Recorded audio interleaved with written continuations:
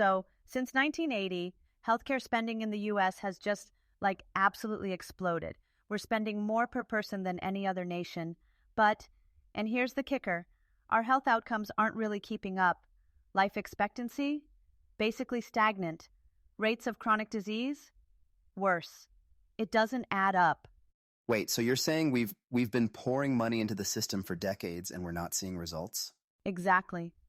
And even with the Affordable Care Act, the ACA, it improved access to insurance for millions of people, which is good, but it didn't fundamentally change what drives these high costs or the poor outcomes. We're still stuck in this system where... Okay, hold on. Before you go on, can you break that down a bit? Like, what do you mean by what drives the costs? Sure. So at its core, most of our system runs on a fee-for-service model. Every test, procedure, or even visit translates into payment. So volume matters more than value. And beyond that, our policies have been patchwork at best. Lots of pilots and programs, but nothing transformative. Okay, that feels like trying to patch a tire with duct tape. I mean, no offense to duct tape, but it's not solving the bigger issue, right? Exactly, and it's not just about payment models or insurance coverage. Transforming healthcare requires tackling the bigger picture, the social determinants of health, public policies, and cultural assumptions that keep us locked in a 20th century model. Right now, we have a sick care system, not a health system. Right, so how do we even start to untangle that? It feels like we're kind of plugging leaks in a dam that's structurally failing. Well, the first step is acknowledging that we need new ways of thinking, not just tweaking the old ones. The system can't just wedge in new programs and policies without changing its foundation. That's why so many initiatives haven't really moved the needle. They help in pockets, but we're missing the big transformation we desperately need. It's crazy how, we know the problems, but we keep leaning on the same approaches anyway. Like we're afraid to break the mold. Exactly. To really change things, we have to get comfortable with rethinking the entire system, not just patching it. Right. So rethinking the system sounds daunting, but it makes sense. But what about big shifts like Medicare and Medicaid? Those seemed like monumental changes. Didn't they transform the system? Oh, they were monumental, no doubt. Passed in 1965, Medicare and Medicaid brought health care to seniors, low-income individuals, and certain other groups. Overnight, millions of people who previously had no access to care could now see a doctor or get hospital treatment. Honestly, it was a huge victory for health equity back then. But there's a but, right? Exactly. The but is that the foundation they built on was fee-for-service. Every appointment, procedure, or treatment translates directly into revenue. And while it made care more accessible, that model incentivized quantity over quality. So instead of focusing on keeping people healthy, the system evolved around performing more services, whether they were truly needed or not. So, if I go to the mechanic for an oil change, they're motivated to add a bunch of checkups or repairs I might not even need. Pretty much. And it's not always intentional or malicious, it's just how the payment structure works.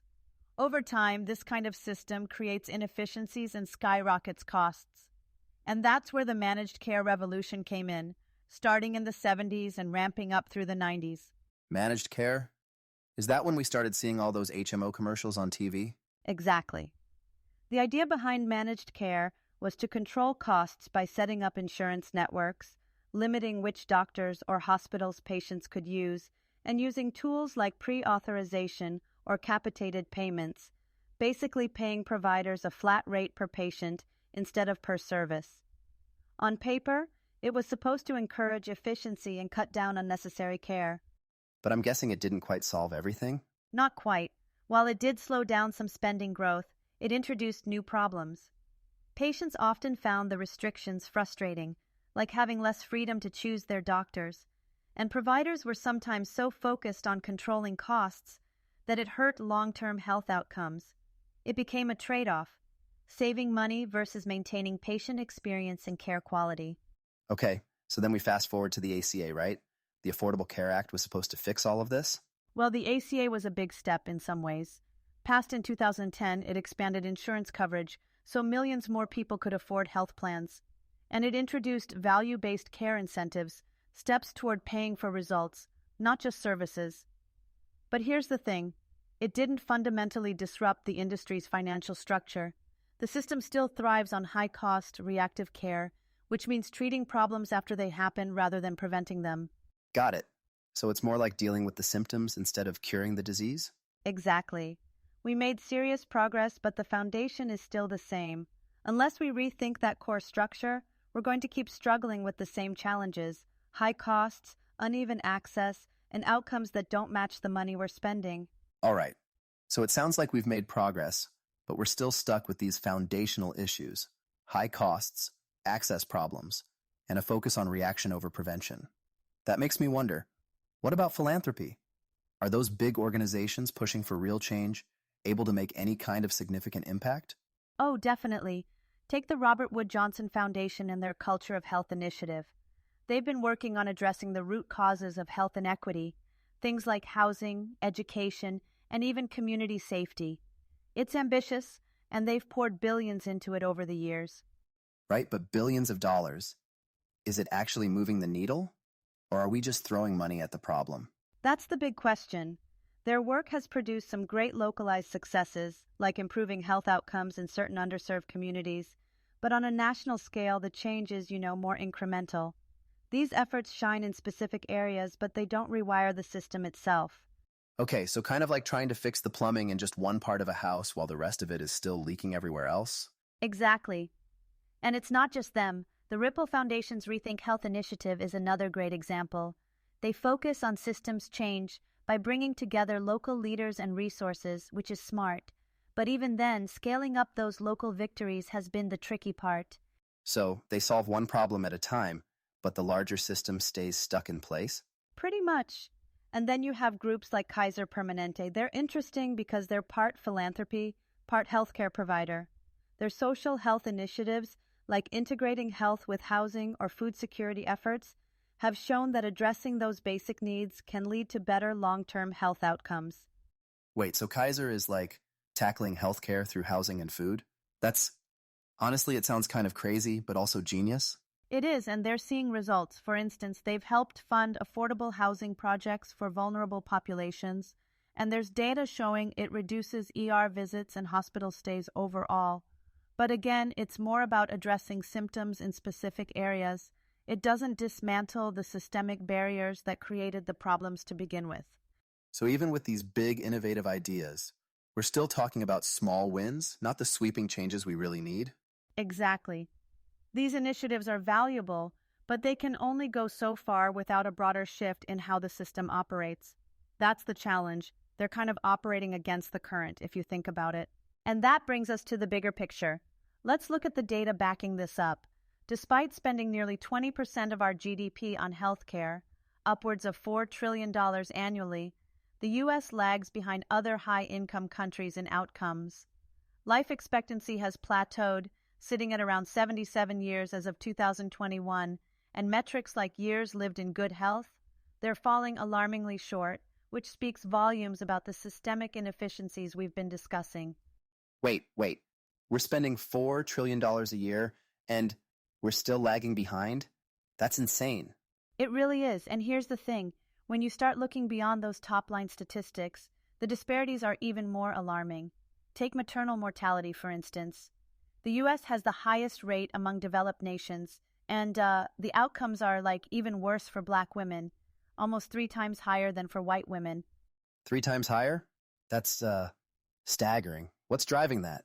A complex mix of factors: structural racism, implicit bias in care, systemic inequities in housing, education, and income. And it's not just maternal health. Chronic conditions like diabetes or hypertension disproportionately affect marginalized communities, which, by the way, are also the ones with the least access to consistent, comprehensive care. Okay, so we're spending all this money to basically let the gaps get wider? Pretty much. It's heartbreaking. And remember, all this isn't happening in a vacuum.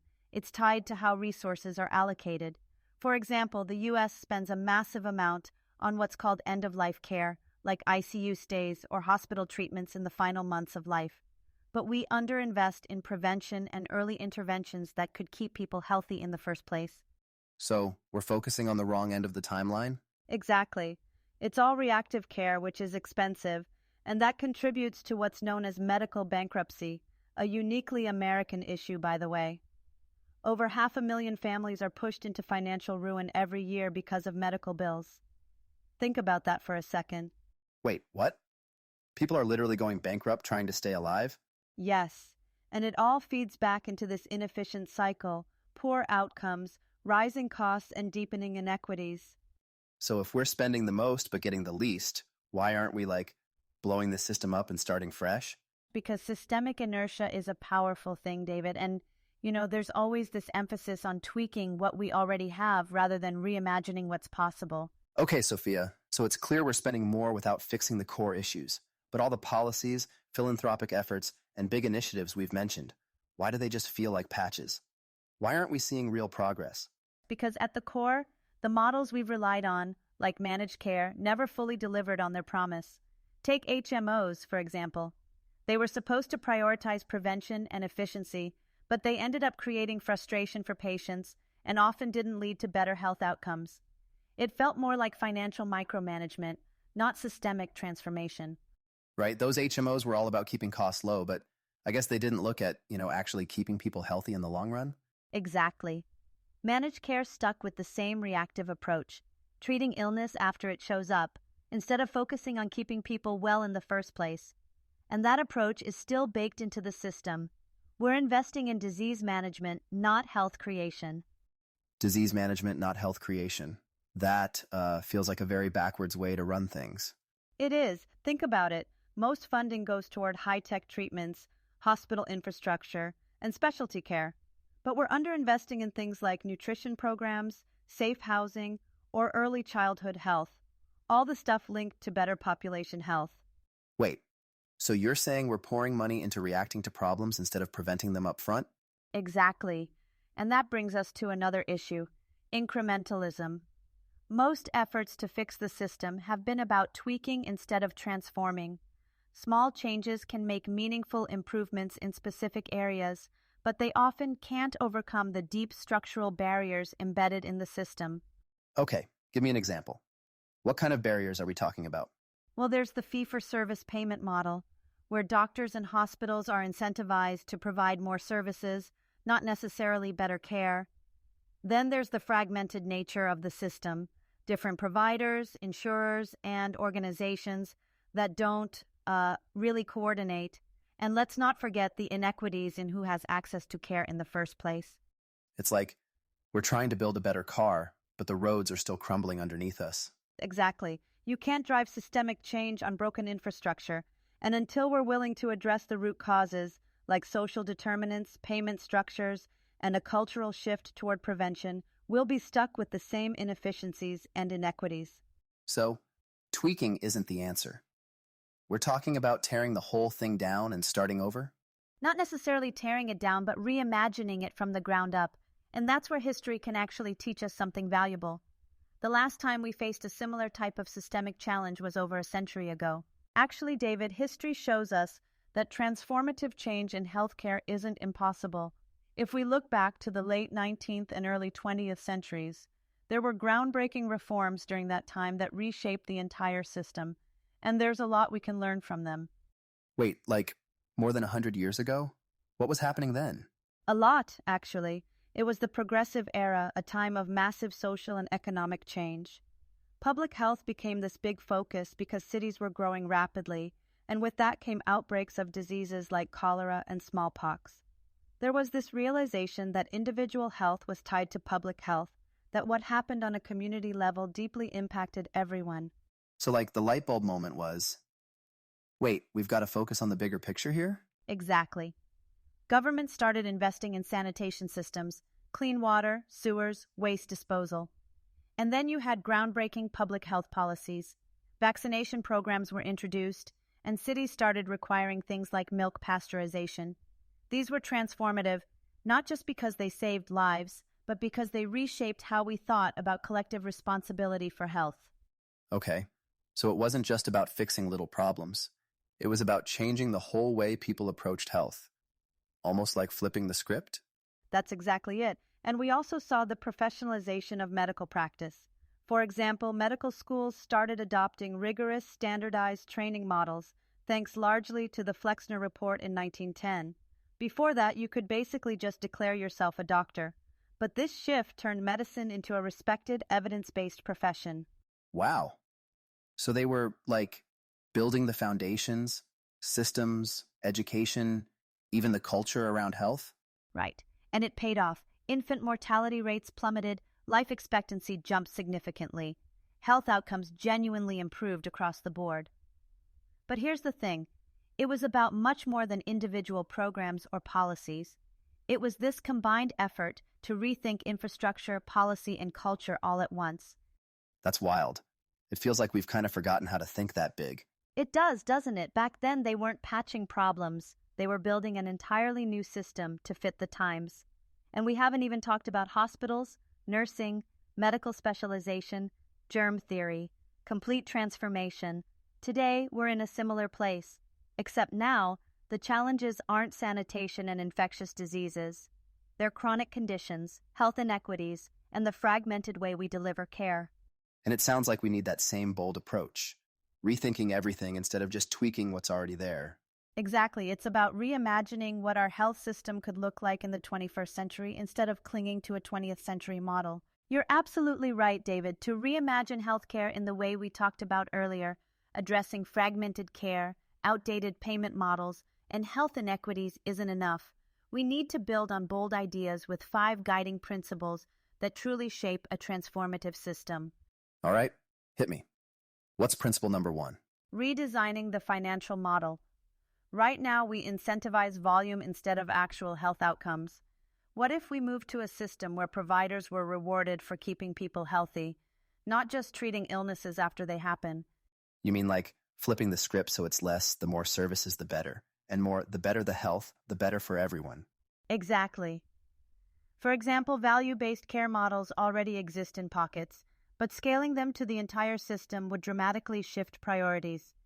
Instead of focusing on hospital admissions or expensive procedures, the focus would be on prevention, managing chronic conditions effectively, and improving outcomes across the board. That makes sense. So, principle 2? Decentralizing power structures. Right now, hospitals act as these centralized hubs of care, but we need to shift toward community-centric models.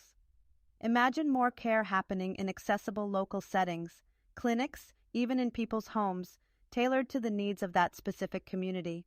So instead of a hospital-first approach, it's kind of like taking healthcare to where people actually live? Exactly. Think about mobile clinics, telemedicine, or even integrating healthcare into schools and workplaces. It promotes trust and makes care proactive, not reactive. Okay, I like that. What's next on the list? Reinventing medical education and credentialing. We need to train healthcare workers for the system we want, not the one we have. That means not just teaching them clinical skills, but emphasizing social determinants of health, interdisciplinary collaboration, and cultural humility. So, you're saying doctors and nurses can't just be science people anymore. They've got to understand the bigger picture? Exactly. And we need more flexible pathways into healthcare careers, like using tech to train community health workers or creating faster, affordable certification programs for emerging fields. Right? That feels like it could really widen access for people who want to make a difference but don't have, a decade to spend in school. Exactly. Now, speaking of technology, that leads us to Principle 4, leveraging tech for proactive, personalized health. Right now, we're sitting on this mountain of potential: AI, wearable health trackers, electronic health records, but most of it isn't being fully utilized to deliver better care. Okay, so you mean using technology to predict and prevent, not just diagnose and fix? Yes. Imagine if your smartwatch could alert your doctor about heart issues before they became a crisis. Or if predictive analytics helped tailor interventions for patients based on their unique profile. It's about using data smartly to anticipate needs, not just react to them. That's wild, but also kind of exciting. So what's the 5th principle? Creating a national health culture. We need to make prevention and well-being the norm, not the exception. That means policies that prioritize health literacy, incentives for healthy behaviors, and a public dialogue that treats well-being not as a luxury, but a shared responsibility. Like making it normal to focus on staying healthy instead of waiting to get sick? Exactly. Look at countries like Japan, where social norms encourage walking, balanced meals, and regular checkups.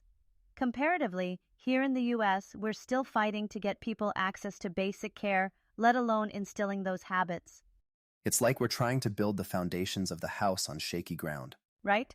And that's why systemic transformation is a holistic process, paying for health, decentralizing care, rethinking education, leveraging tech, and embedding a culture of well-being. These principles aren't individual fixes. Together, they're the foundation for a true transformation. Wow. Yeah. When you lay it all out like that, it feels possible. Daunting, sure, but possible. It is possible, but it requires a bold vision, the kind we haven't embraced since the progressive era. We need to stop tinkering around the edges and start imagining what health could really mean for this country. Well, listen, Sophia, this has been fascinating. I feel like I've learned so much today, maybe more than my brain can handle. That's the goal. Hopefully, we've given our listeners some food for thought and maybe even the inspiration to push for change. Definitely. All right, on that note, we're out of time. Thanks for guiding us through all of this, Sophia. My pleasure, David. And to our listeners, thank you for tuning in. Let's keep imagining a healthier future together. Until next time. Take care, everyone.